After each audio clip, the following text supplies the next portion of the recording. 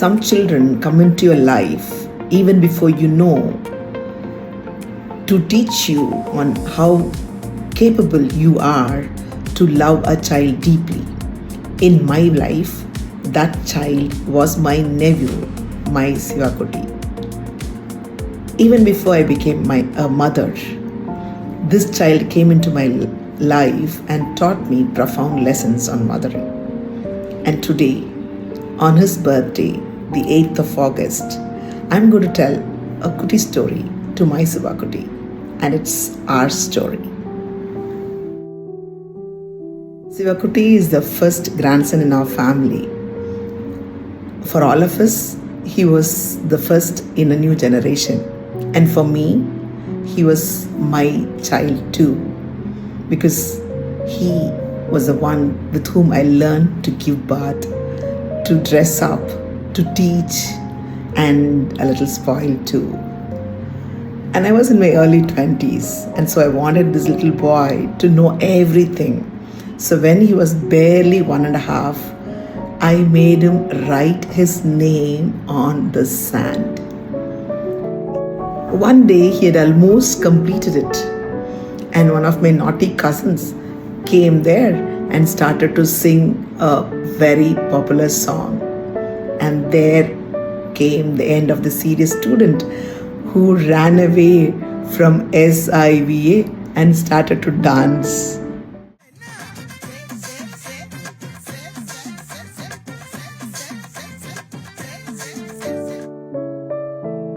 When he reached his LKG, he would finish the things in a jiffy. And because he had a lot of more important things waiting for him, playing. But I, in my 20s, so convinced that everything has to be perfect, would want him to do everything. We've even had some family fights over it. In his determination to get away from me, and in my determination to get him do what I want, he was teaching something to me. Amidst everything, children have to be children. As the years passed, this little boy became a teenager. He became a little quieter, a little more private, but internally very strong and deep. When we moved to Chennai, he used to come home from college, and we used to go and drop him back at college. He would do a small thing which has always been close to my heart.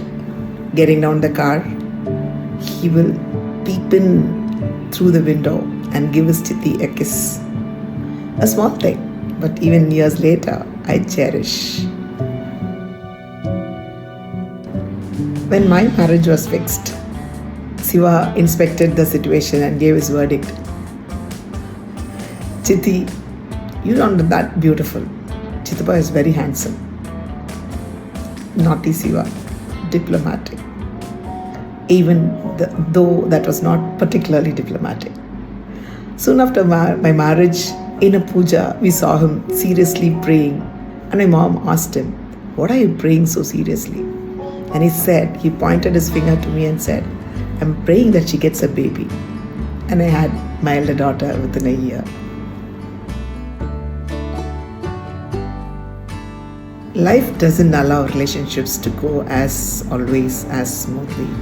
People grow, relationships change, people come in, and people who love each other so well might also go distant.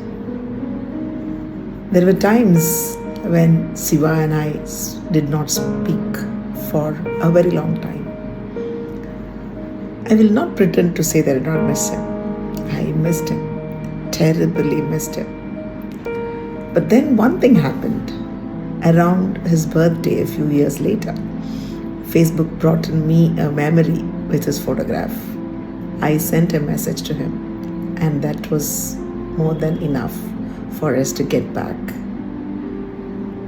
Sometimes in relationships, it's not that the distance or the love stops, but we become quiet for some time.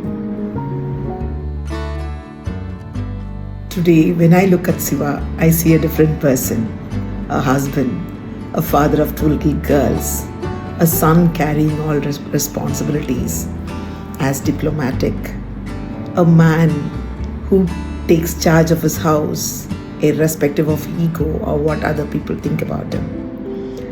Amidst all this, when all others see the adult in him, I see that little hand which I'd held to write those 4 letters, SIVA. I think this is a strange beauty of having loved a child. When everyone else sees the adult in him, you still see the child in that adult. Siva, there is something that I've never told you. I miss you. I miss that little boy who peeped in through the car window to give his Chiti a little kiss.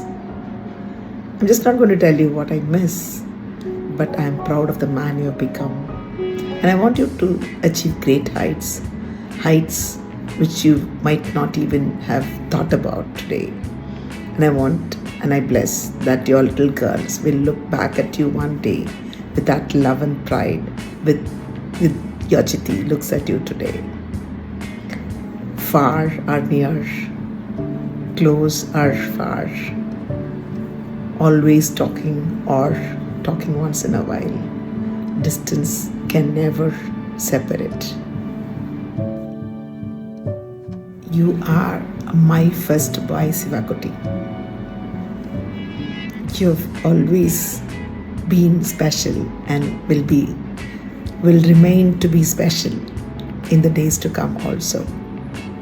With all that love, all that affection, and with all that blessings. Happy birthday, Sivakuti. This is your Chiti's little gift for you. Some relationships may go silent for a season, but when love is real, it returns back home at one point. Is there someone whom you love deeply but not have told them? Is there someone whom you miss but have not made that call? Is there someone with whom somehow life has created a distance? Don't wait for them to call you. Pick up the phone and make that call. Today, don't make a comment first. Call that someone you have not called. Send that message which you have been postponing. Repair what can be repaired now. Say what can be said. Because love does not need big explanations. Just a thought from a person to reach out first is enough. One day, happy birthday Sivakuti from your Chiti, who always still remembers that little boy of hers. One day, one lesson, one better version of you. Until the next pearl, ponder, progress, prosper with Pongal.